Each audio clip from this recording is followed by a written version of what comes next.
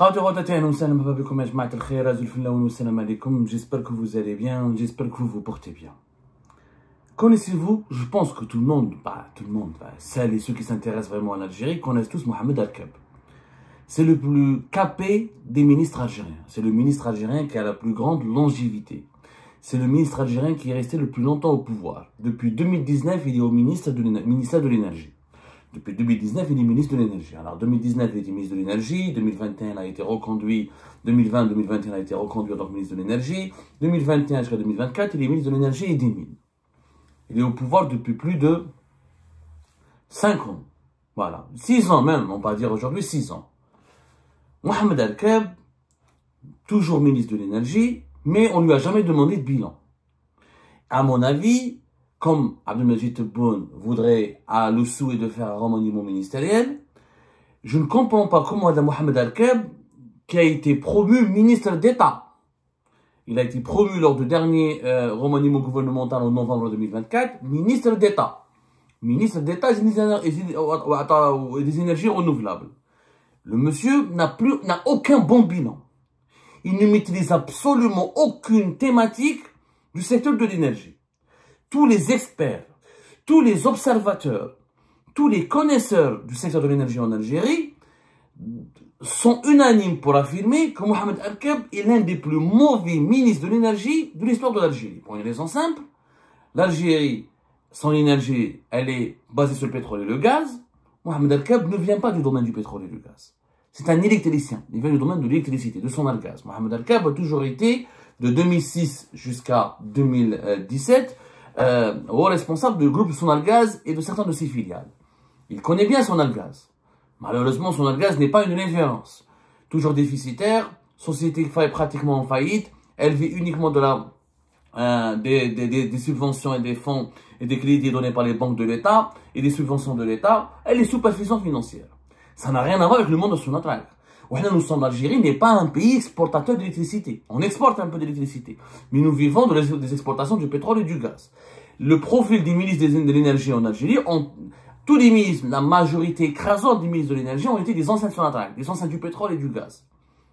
Il faut aller à l'OPEP, il faut participer à des organisations, à des réunions de l'OPEP, il faut rencontrer les interlocuteurs d'autres pays pétroliers et gaziers. Si on ne connaît pas le domaine du pétrole et du gaz, on ne peut pas être un bon ministre de l'énergie. Et en Algérie, le poste de ministre de l'énergie cause problème, puisque le véritable ministre de l'énergie, c'est PDG Sonatrach. PDG Sonatrach, c'est lui qui a tous les dossiers du pétrole et du gaz. Mais on a mis un ministre de l'énergie quand même, pour accompagner PDG Sonatrach dans ses efforts de développement et de gestion de ce secteur névralgique du pays. Sauf que le ministre de l'énergie, Mohamed Al-Kab, ne connaît rien. Non, ça fait des années que je le dis. Le monsieur, il est gentil, il est peut-être sympathique. Peut-être t'as envie de jouer au domino avec lui, t'as envie de jouer aux échecs avec lui, t'as peut-être envie de faire une partie de jeu de cartes, mais il n'a rien à voir avec le pétrole et le gaz. Mais de son attraque, même au sein du ministère de l'énergie, les gens sont unanimes, il est déconnecté, il appelle toujours le PDG de son attraque pour comprendre le b.a.-ba de certains dossiers stratégiques, le gaz et le pétrole. Mais on a maintenu ministre de l'énergie. Comment ça se fait? Tebboune n'a pas trouvé la nôtre parce que à l'époque de 2020-2023, c'est tout fait Hakkar, qui était puissant PDG de Sonatrach, qui était l'homme le plus fort, l'un des hommes les plus forts du régime Tebboune. Tebboune s'était beaucoup appuyé sur lui pour diriger le secteur, donc il n'avait pas besoin de ministre de l'énergie. C'est le PDG de Sonatrach qui faisait tout. Al-Kab s'occupait que de son gaz et des mines. Il touchait pas il n'avait aucun mot à dire pour Sonatrach. Octobre 2023, Tebboune se réveille, il découvre que tout ce que nous avons révélé sur Al-Kab était vrai, qu'il était corrompu jusqu'à l'os, impliqué dans des transactions financières douteuses, des passations de marché illégales, illicites et douteuses, mauvaise gestion, sabotage de l'outil de production. Il se réveille, il découvre que le bilan de Hakkar est catastrophique. Il le remplace par Rachid Hachichi, qui est un ancien de Sonatrach, un ancien PDG de Sonatrach, un ancien de la division de production de Sonatrach. Mais Mohamed Al-Kab est toujours resté ministre. Pourquoi? Parce que la présidence elle se concentre que sur le PDG de Sonatrach. Dans ce cas-là, il fallait supprimer le ministère de l'énergie, l'intégrer le ministère de l'énergie à l'industrie ou créer un super ministère de l'économie, ou trouver un bon ministre de l'énergie qui forme un duo avec le PDG de Sonatrach pour relever les défis que soulève le développement urgent et impérieux et impératif de l'industrie du gaz et du pétrole en Algérie. Ils ne l'ont pas fait, parce qu'il y a beaucoup d'intervenants. Je ne sais pas pourquoi tu es bon, Madame Mohamed Arkab. C'est un mystère. La longévité de Mohamed Arkab, en dépit de son incompétence, de sa méconnaissance des enjeux du secteur du pétrole et du gaz, de sa non-maîtrise des dossiers les plus stratégiques du pétrole et du gaz, et que pratiquement il fait rien dans ce secteur. Il s'occupe plus de son gaz et d'autres, alors que le président central s'occupe du pétrole et du gaz. Il est inutile. Mais malheureusement, Mohamed Arkab, il en profite bien. Il en profite bien puisque non seulement il conserve son rôle de ministre, il a les privilèges du ministre, le salaire du ministre, les avantages sociaux du ministre, les avantages politiques du ministre. Et pendant ce temps-là, il a placé ses deux enfants dans deux entreprises stratégiques, dans deux organismes stratégiques du secteur de l'énergie, où il est lui-même ministre. Scandaleux conflit d'intérêts. Une scandaleuse situation de conflit d'intérêts. Effectivement, nous avons pu confirmer au cours de nos investigations que Mohamed Arkab, il a deux fils. Un fils qui travaille à Sonatrach, comme par hasard. Il travaille à la direction centrale Engineering and Project Management, la fameuse EPM, qui est située à la Achour, qui est à Alger, qui est la division la plus stratégique de Sonatrach, parce que c'est elle qui est chargée de gérer les grands projets industriels et les activités opérationnelles de Sonatrach. Et c'est elle qui prend la décision finale et qui concrétise les projets d'investissement de Sonatrach. Depuis le lancement, jusqu'à leur élaboration, jusqu'à leur mise en œuvre. On appelle ça la direction EPM. C'est une direction stratégique, extrêmement stratégique de Sonatrach. Maroufa, Jef Achour, elle est très connue. Et les directeurs EPM de Sonatrach sont pratiquement les numéros 2 du groupe Sonatrach. Parce que c'est 10 milliards, les 7 ou 10 milliards de dollars que Sonatrach doit investir normalement chaque année, mais elle ne le fait plus depuis plusieurs années. En tout cas, les talouads, des fois, chez les grands budgets d'investissement de Sonatrach, sont gérés par l'EPM. C'est elle qui élabore le projet, l'étude du projet, son lancement, les concrétisations de ces projets d'investissement jusqu'à leur mise en œuvre. Et dans cette direction EPM, il y a l'un des fils de M. Mohamed Arkab. Son père est ministre de l'énergie, et lui il est cadre, il travaille à Sonatrach en tant que cadre à l'EPM. Ils lui ont même donné une voiture, une Tiggo Chéri, un détail. Il bénéficie même d'une voiture, de tous les avantages d'un cadre de Sonatrach. Mais comment le papa il est ministre et le fils travaille pour Sonatrach? Conflit d'intérêt flagrant, c'est un grand flagrant. C'est pas possible, c'est interdit. Comment la hiérarchie de Sonatrach pourrait-elle évaluer, juger les activités, la qualité du travail, ou surveiller comme il se doit le travail et les activités du fils de Arkab, alors que son père il est ministre de l'énergie? Ça n'a aucun sens. C'est un conflit d'intérêts. Non seulement il a un fils qui travaille à Sonatrach, M. Mohamed Arkab, il a un autre fils qui travaille dans un autre organisme important du ministère, qui relève du ministère de l'énergie. C'est la fameuse Agence nationale de régulation des hydrocarbures. L'autorité de régulation des hydrocarbures, l'ARH, présidée depuis 2020 par M. Rachid Nadil. Et deuxième fils de M. Arkab travaille au niveau de l'ARH, qui relève toujours de l'autorité du ministère de l'énergie. Donc, le papa est ministre et deux de ses fils travaillent dans les deux organismes les plus importants du ministère du secteur de l'énergie. Sonatrach, cœur, poumon économique du pays. Et l'ARH, c'est l'autorité qui est chargée, encore une fois, de l'application des lois, des réglementations et du contrôle de l'exploitation du pétrole et du gaz en Algérie. C'est le gendarme, si vous voulez. L'ARH, c'est le gendarme du secteur des hydrocarbures. Est-ce que les gisements sont bien? Est-ce que les lois sont respectées? Est-ce que les contrats sont conformes à la législation algérienne? Est-ce que l'environnement est respecté? Est-ce que les normes de sécurité sont respectées? Est-ce que les gisements du pétrole et du gaz sont bien préservés? Deux fils qui travaillent dans deux entités clés du secteur de l'énergie, alors que le papa est ministre.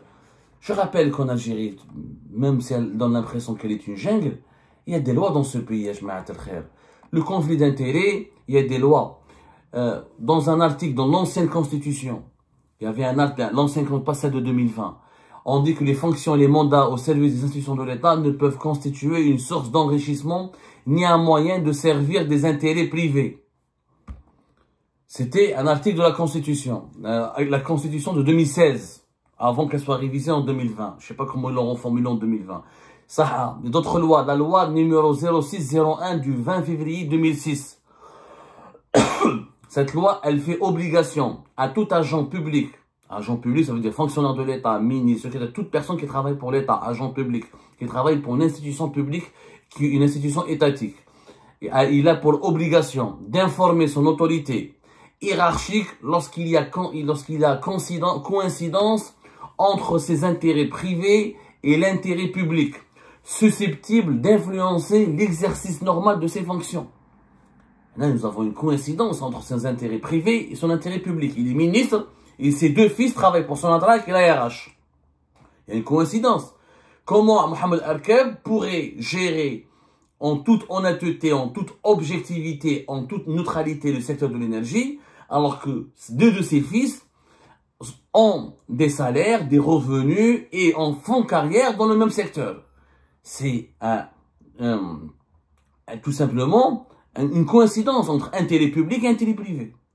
Est-ce qu'il peut prendre des décisions qui pourraient nuire aux intérêts de ses enfants? Si ces enfants sont dans des départements, dans des sous-secteurs, ou dans des directions qui n'ont pas obtenu des bons résultats pour l'intérêt général du secteur de l'énergie en Algérie. La question se pose, c'est pour ça qu'on parle de conflit d'intérêts.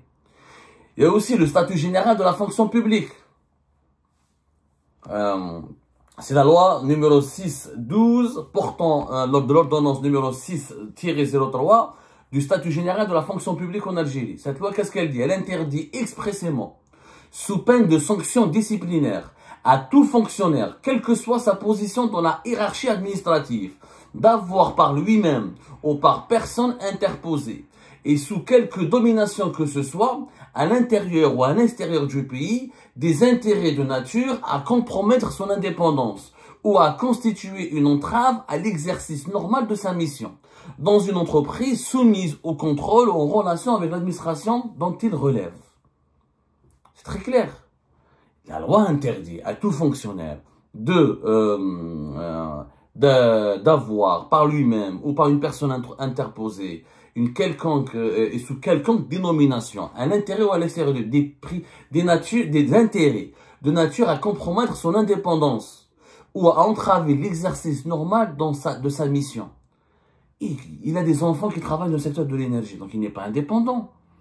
Il ne peut pas prendre des décisions qui pourraient nuire à ses propres enfants ou aux intérêts de ses propres enfants. Donc son indépendance, elle est compromise. Il ne peut pas exercer normalement ses missions de ministre. Il est également fait obligation à l'agent public, ce que dit la loi algérienne, de souscrire une déclaration d'intérêt lorsque son conjoint exerce une activité privée lucrative.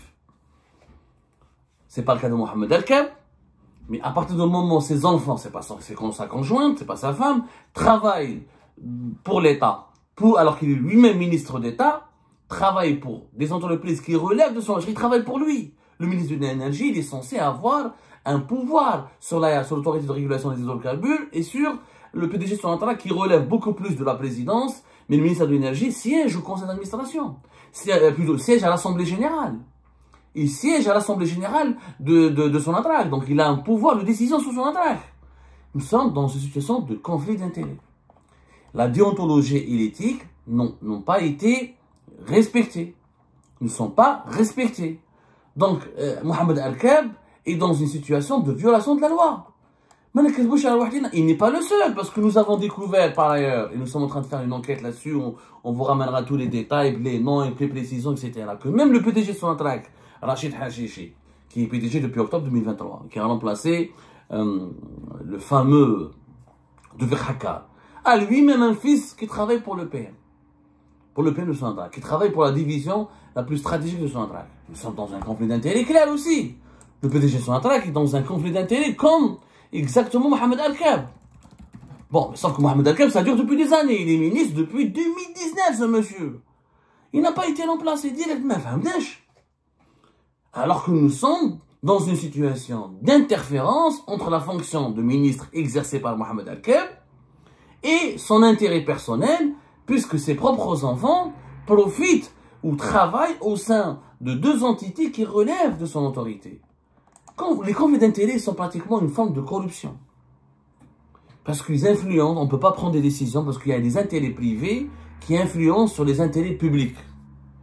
Donc il y a une collusion entre intérêts privés avec des pouvoirs de décision du ministre, puisque ses propres enfants travaillent pour 2 entités stratégiques du secteur de l'énergie. Sans parler de ce scandale de favoritisme. Alors, les enfants du peuple, pour travailler à Sonatrach, on leur demande de faire des concours, d'avoir des diplômes, de faire des bonnes études, d'avoir une certaine excellence académique, d'être brillants. Mais les enfants du ministre et des BDG, ah non, ils sont recrutés avec une complaisance, avec un favoritisme, avec une facilité déconcertante. Ils sont même cadres dirigeants, avec voiture de fonction, des bons salaires dans des directions stratégiques. Pour être sincère avec vous, je ne les connais pas encore, les enfants de Al-Kab. Nous sommes en train de mener l'enquête. Est-ce qu'ils sont compétents? Ça reste, on se pose légitimement la question. J'espère pour eux au moins qu'ils soient compétents. Mais on connaît comment notre Algérie fonctionne. Malheureusement, les recrutements de complaisance ferment les yeux sur les compétences. Et même s'ils étaient compétents, ils n'ont pas à travailler dans le même secteur que leur père ou leur père est ministre. Ce conflit d'intérêts est dangereux. Il peut susciter la corruption, il peut aggraver il peut être source d'enrichissement illicite, il peut favoriser le détournement de l'argent public. Et donc, au ministre, imaginez son fils vole, imagine son fils fait des activités illégales. Est-ce que son père va le protéger ou là il va le punir? Ça n'a pas de sens. Donc, pour éviter ce genre de situation, j'ai appelé depuis, ça fait plusieurs années que l'Algérie parte, nos militants pour une loi en Algérie. Une loi qui doit interdire catégoriquement aux conjoints et aux enfants des ministres et des dirigeants civils ou militaires de travailler dans les mêmes secteurs où leur père est ministre, où leur père est dirigeant, où leur père détient un pouvoir ou une fonction hiérarchique importante. Les enfants de Al-Kab, ils ont le droit de travailler dans un autre domaine. La pharma, dans un secteur privé, dans une entreprise étatique qui n'a rien à voir avec le secteur de l'énergie. Mais travailler, le fils de Rachid Hajiji n'a pas le droit de travailler chez son père. Moi, je suis une boîte privée. Moi, je suis Vital ou la Hamoud Boualam, c'est son attaque. Le fils de Hajiji, il a le droit de travailler dans une autre entreprise, à condition qu'elle ne relève pas de l'autorité de son père, pour éviter tout conflit d'intérêts qui, encore une fois, peut générer des formes très graves de corruption et d'enrichissement illicite. Et encore une fois, c'est injuste par rapport aux autres Algériens ordinaires, dont les pères et dont les parents n'occupent pas des fonctions importantes au sein de l'État. Il faut donner l'exemple. Les recrutements à Sonatrach, comme à Algérie, comme toutes les entreprises importantes publiques du pays, ils doivent se faire sur la base de la compétence. Pas être le fils de, la fille de. Ils disent que c'est la nouvelle Algérie, on s'est débarrassé des pratiques de l'ancien régime, ou la nouvelle Algérie, elle est propre. Elle n'est ni propre ni rien du tout. Elle est encore pire que l'ancienne Algérie. Et nous attendons ce remaniement ministériel de M. Abdelmajid Tebboune. Et nous allons voir. Si Mohamed Al-Kab survit encore à ce remaniement ministériel, c'est qu'il est sorcier, ou il a vraiment, je ne sais pas pourquoi Tebboune l'aime bien, je ne sais pas, j'ai jamais compris. Tebboune n'a jamais gardé un ministre aussi longtemps, je ne sais pas pourquoi il l'aime bien. Et mais il l'a ensorcelé, ou il se passe quelque chose de pas normal, sur laquelle nous allons enquêter, et nous ferons tout pour vous ramener la vérité, rien que la vérité.